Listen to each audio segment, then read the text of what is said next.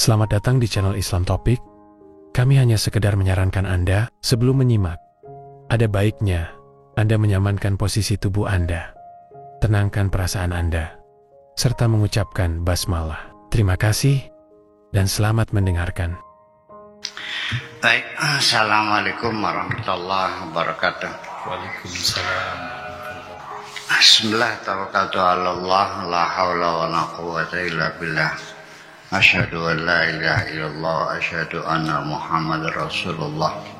Allahumma salli ala sayyidina Muhammadin wa ala alihi wa sahabatihi ajmain, amma ba'd. Kita lanjutkan sekarang kepada poin yang ke 85. Bismillahirrahmanirrahim. Lan tuhidha bisifatin kulliyatin min syai'. Tidak mungkin engkau bisa melihat, meliputi segala sudut pandang terhadap sesuatu dengan sifat kulliyah, sifat generalis. Al-jamal umpamanya masalan, tidak mungkin engkau akan bisa menjelaskan keindahan itu seperti apa. Karena bagaimanapun ketika engkau melihat sesuatu hanya dari sudut pandang tertentu dan tidak melihat dari sudut pandang yang lain, maka pasti penglihatan itu bersifat subjektif. Sedangkan matamu memandang tidak bisa memandang dari segala sudut.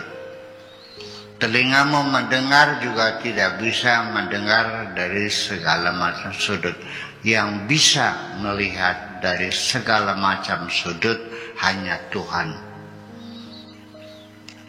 Ya. Wallahu bikulli syai'in muhit, bahwa Allah itu meliput semuanya. Jadi kalau Allah tahu, ya tahu persis dari segala sudut pandang. Begini maksud saya sudut pandang itu. Seorang Afrizal menaksir agunan Anda yang amprah di bank. Berapa nilai agunan yang Anda serahkan di bank atas kredit Anda itu dinilai oleh seorang Afrizal. Gimana caranya? Ya dilihat dari depan, dilihat dari belakang, dilihat dari dalam, dilihat dari atas, dilihat dari samping. Temboknya perlu diketok-ketok, diambrol enggak? Ya, rengnya dibuka, rengnya reng baja, ring atau reng bambu. Atasnya apakah mutiru, apakah gendang kreweng atau gendang morando. Ya, kemudian kusen-kusennya juga diuji, dilihat kayunya kayu jati atau miranda atau kayu TR. Kan seperti itu. Bukannya selayang pan, sekian harganya, ngaco ke mama. Nah, untuk menilai semacam itu juga memerlukan waktu yang lama. Dan itu tetap saja seorang Afrizal juga secara objektif, dia tetap subjektif juga. Akan ada bagian tertentu yang dia tidak menilainya, tidak bisa dinilai. NJOP-nya gimana? Lah ya terus itu jadi persoalan. Dia tidak menilai bahwa rumah itu terletak di satu jalan yang strategis sekali, nggak dinilai. Ya mungkin nanya sama orang berapa per meter harganya, mungkin harganya 1 juta. Tapi begitu dia mau beli, nggak ada orang jual ke 1 juta tuh. Di atas 10 juta harganya per meter. Paham nggak kira-kira? Jadi situ loh, kita tidak mungkin akan dengan sifat kuliah, sifat generalis untuk meliput sesuatu, nggak mungkin terjadi. Ya.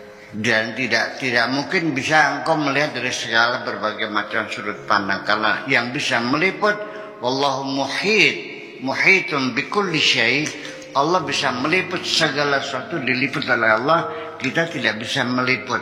Kita hanya melihat dari sudut pandang saja. Fatil kali wali ihatati, karena yang punya liputan hanya aku. Aku yang bisa meliput, yang lain nggak bisa.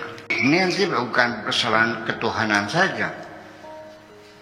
Kita kan memilih jodoh juga sama. Kita mencari menantu. Anak kita sudah saatnya menikah, cari menantu yang bagaimana yang kau cari? Yang mapan seperti apa? Apa yang sudah jadi pegawai atau yang masih honor? Atau yang maksudnya mapan terus punya penghasilan yang pasti? Nah, kalau dia tukang beca mapan enggak? Dia pulang tiap hari dia pasti ya. Karena tidak pernah di atas 50.000 hasilannya kok. Ya, 100 sampai 150 sehari tukang beca. Nah, ada lagi yang kerja honor jadi guru di SD. Ya. Honornya sebulan 150.000. Tukang beca dapat sehari dapat. Mana yang mapan? Itu juga kamu tidak jujur kok. Kamu juga tidak jujur. Itu persoalannya. Jadi dijamin pasti subjektif penilaian kita itu. Itu saja persoalannya. Jadi artinya ketika engkau mendeskripsikan Tuhan sesuai dengan pikiranmu, jangan kau paksakan kepada siapapun. Ya, materi yang kelihatan mata aja kamu tidak jujur, tidak tuntas menilainya, apalagi engkau mendeskripsikan Tuhan dan memaksakan pikiranmu harus diterima oleh orang lain, nggak bisa dong. Ya udah aja, makanya. Dan ini bukan sekedar katanya, memaksakan idenya sendiri pada orang lain itu. Bukan hanya memaksa, bukan hanya sampai membunuh kok. Sampai sekarang perang saudara. Ya kan? Apakah seperti itu peradaban Islam itu? Saling bunuh-membunuh. Ini menjadi persoalan. Ya, itu satu. Oke. Ilmu pengetahuan itu, wahai hambaku, kulluhu turuqat. Itu adalah cara jalan-jalan, metode, hanya cara metode jalan. Ma ilal ma'rifati tariqun wala turuqat. Untuk menuju ma'rifat itu tidak perlu jalan, tidak perlu metode, tidak perlu cara kok. Al ma'rifatu mustaqirul ghayat. Ma'rifat itu tujuannya permanen, tetap. Wa muntahan nihayat, dan akhirannya pasti, jelas. Idza sakrarta fil ma'rifati, ketika engkau telah mapan, telah menetap dalam satu ma'rifat, artinya telah mencapai kema'rifatan yang mapan. Kushifa laka ainul yaqin, engkau akan dibukakan, dapat melihat dengan ainul yaqin. Ainul yaqin ini di atasnya ilmul yaqin, ya, tapi di bawah hakul yaqin. Kalau kita lihat urutan yakin, ilmul yaqin, ainul yaqin, hakul yaqin.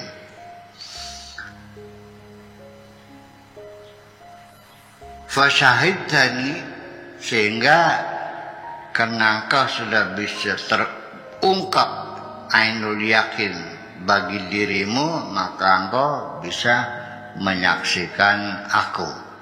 Fasyahidtani faghabatil ma'rifatu, karena engkau dapat melihatku, maka ma'rifatmu menjadi hilang. wa ghibta an nafsika, dan engkau pun hilang dari dirimu sendiri. Ma'rifat, setelah engkau melihat aku, ma'rifatmu hilang dan engkau juga hilang dari dirimu sendiri. Wa an hukmil ma'rifati, dan juga akan hilang dari putusan kemakrifatan.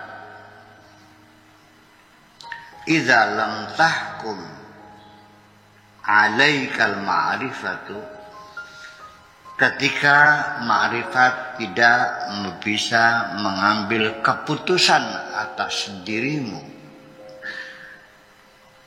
Fa'ana alladhi ahkum, maka akulah yang mengambil keputusan, aku yang memutuskan.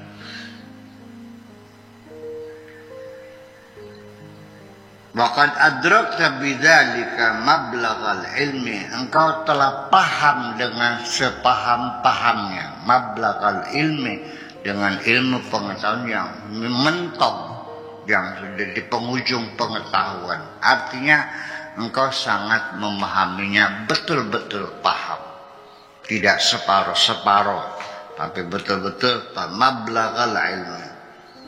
Wa wajaba 'alaika nutq, sehingga engkau lebih lanjut lagi berkewajiban untuk berujar, untuk berucap, untuk mengatakan, untuk berkata.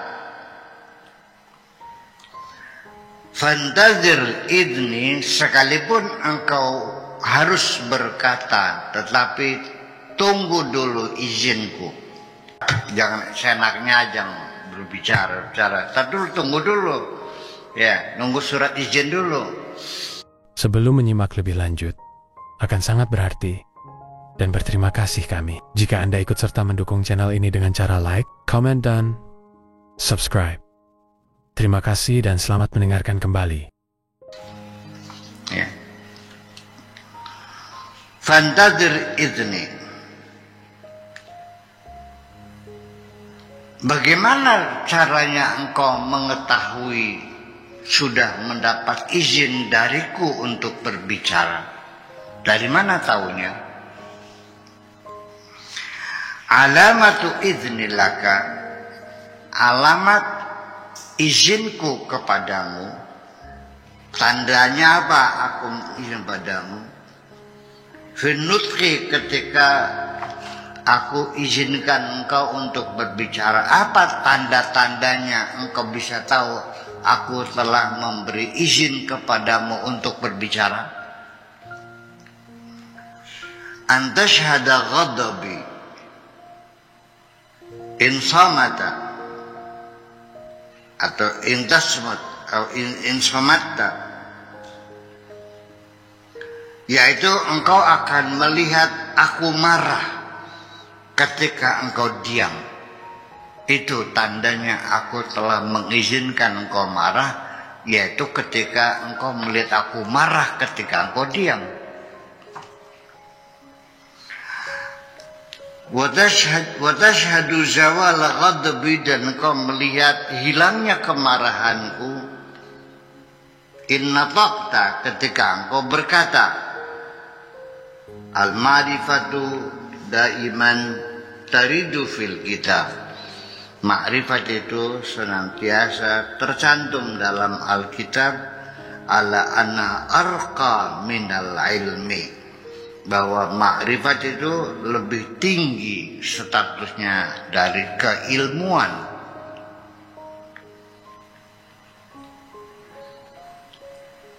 Li'annaha idrakun lil haqa'iq, karena ma'rifat itu adalah idrak lil haqa'iq al-kulliyah, yaitu memahami hakikat-hakikat kulliyah. Benamal ilmu, sedangkan ilmu huwa idrakul masail juz'iyah, sedangkan ilmu hanya memahami masalah-masalah bagian sub, masalah-masalah sub, masalah bagian-bagian terkecilnya. Sedangkan ma'rifat adalah secara global, kalau ilmu adalah secara terperinci, satuan-satuannya. Amma syuhud, adapun menyaksikan, fahuwa arqa minal itsnain, adapun syuhud lebih tinggi statusnya, levelnya dari keduanya, ya, dari al-ma'rifat dan dari ilmu. Li'annahu mukabadatul haqiqah, karena itu melalui uji coba, eksperimen, mengungkap kebenaran-kebenaran. Wa mubasyaratuha wa mu'anatuha, dengan segala jerih payahnya, bil qalbi, dalam pikiran itu. Wa ru'yatun, sehingga itu adalah sebagai ru'yah. Wa ru'yatu a'la darajatil yakin, sedangkan ru'yah adalah derajat keyakinan yang tertinggi. Artinya, ya, ini ada hal yang penting sekali. Anda jadi mubalik, banyak ngomong tiap hari. Sudah ada SK-nya belum? Disuruh siapa Anda membela-bela Tuhan? Ini kan jadi persoalan. Itu makanya kan sering terjungkal, sering terjatuh, terkepleset. Iya. Kalau iya engkau berceramah berdasarkan perintah Tuhan dan ada SK-nya, ada izin dari Tuhannya, yang saya pertanyakan, apakah mungkin Tuhanmu mengizinkan engkau mencaci maki mubalik yang lain hanya karena berbeda pendapat dengan kamu? Menuduh orang liberal yang Syiah segala macam, apa seperti itu? Berdakwah atau memecah belah Anda ini? Itu jadi persoalan. Ini jangan-jangan ketika perilakumu seperti itu belum dapat izin dari Tuhan. Itu aja persoalan. Paham nggak? Ketika karena kau berbicara Tuhanmu marah, itu pertanda engkau belum mendapat izin dari Tuhan. Itu maksudnya. Ya iya dong. Mana mungkin? Masa agama, betulkah agama itu menanamkan kebencian kepada agama yang lain? Bahkan di dalam kita bermazhab itu menanamkan kebencian kepada mazhab yang lain, mengkafirkan mazhab lain, menyesatkan mazhab yang lain, menyatakan ininya tidak sah, ini batil segala macam. Apa semacam itu kah? Atau memang perpecahan itu bagian dari agamamu? Atau agamamu menyuruh Anda bersatu? Itu persoalan-persoalan ini bertanya untuk kita sendiri dengan tidak menyalahkan siapapun. Dan jangan disebut nama, ya kan gitu. Intinya ghibah, namimah, ya. Ya, makanya ketika ada peluang untuk bertengkar, segera hindari sajalah. Jauhkan dirimu dari pertengkaran dengan siapapun dan dengan alasan apapun. Nggak usah bertengkar lah. Ya udah, kalau Anda yakinnya merah silakan merah lah. Anda yakinnya biru ya birulah. Aku yakinnya putih, ya sudah. Kita siap berbeda pendapat dan goodbye, selamat tinggal. Itu aja persoalan. Kenapa harus memaksa semacam ini? Dan ini persoalannya bahwa kalimatnya sederhana. Nah, tunggu dulu. Mau bicara, tunggu dulu. Nunggu apa? Nunggu izin. Nanti ada sertifikasi. Ada sertifikatnya. Iya.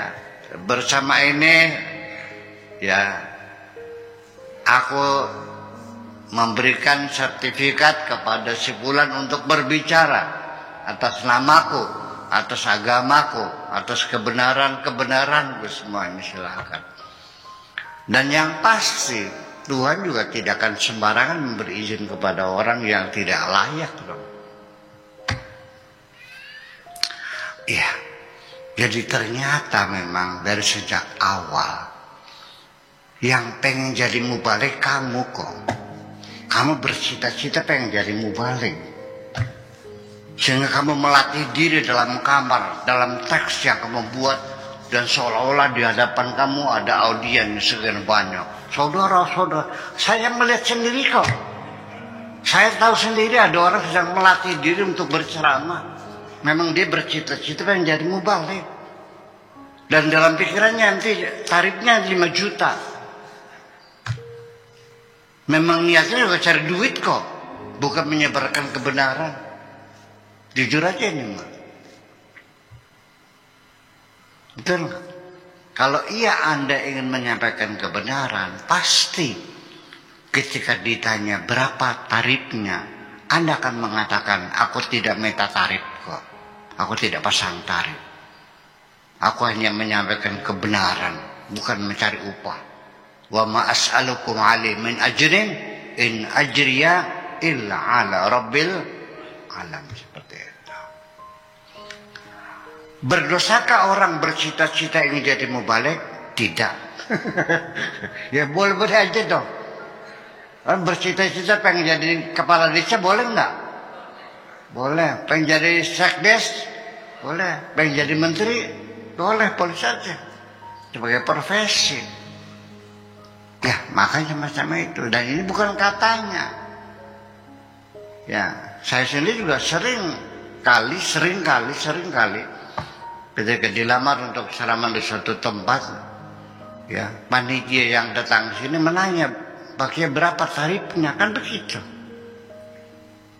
Berapa tarifnya? Maksudnya nggak ada tarifnya, nggak ada. Nah, maksudnya ya transportnya lah. Nggak ada transportnya, saya datang, saya mobil banyak kok. Dijemput, nggak usah dijemput, saya datang sendiri. Ya, kesian panitia sudah undang orang, bikin hajatan, sudah motong kambing, pasang tenda, nyewa kursi, panggil mubalik, masa saya tinggal ngomong aja kok banyak tingkahnya. Ya udah aja. Aku yang bersyukur sama panitia yang bekerja keras banding tulang. Iya, tugas saya tinggal ngomong aja kok susah banget ya. Nah, hal-hal yang semacam itu yang perlu kita perhatikan. Percayalah, sekalipun engkau tidak minta upah, Allah pasti akan membayar tenagamu itu. Innallaha la yudhi'u ajral muhsinin. Allah tidak akan menyia-nyiakan upah untuk orang yang berbuat baik. Allah sudah siapkan kok. Kalau engkau bekerja untuk Tuhanmu, Allah yang akan menggaji kamu. Kalau kamu percaya, kalau enggak ya udah. Tuhan sih menggaji gue, nanti Tuhan dari mana duitnya? Ternyata Anda tidak yakin Tuhan punya duit. Alam semesta punya Tuhan ya. Ya termasuk dirimu juga punya Tuhanmu. Kerdil banget kan? Iya. Sekalipun tidak diucapkan seperti itu, tetapi aku paham, ya Tuhan di hati orang itu kerdil dengan mengatakan, kalau saya tidak minta apa ya dapur saya tidak nyala dong. Kalau tidak nyala artinya apa? Tidak masak. Kalau nggak makan, tidak masak berarti tidak apa? Tidak makan. Berarti kalau kerja sama Allah dianggapnya gratis, nggak ada bayarannya. Itu persoalan. Kita jadi bingung akidah semacam itu bagaimana. Dan ini kadang-kadang lebih galak daripada orang yang ateis ya. Ya artinya lebih galak. Seperti Tuhan yang dia gembor-gemborkan dalam pikiran itu juga nggak jelas. Nggak jelas sebetulnya ya. Selamat Anda telah menyimak video ini hingga selesai. Semoga bermanfaat untuk Anda. Sehat selalu dan selamat beraktivitas kembali. Menasehati diri saya juga diri teman-teman. Hampir semua itu dari yang ada di kita para aulia yang pertama dari sesat. Jadi ini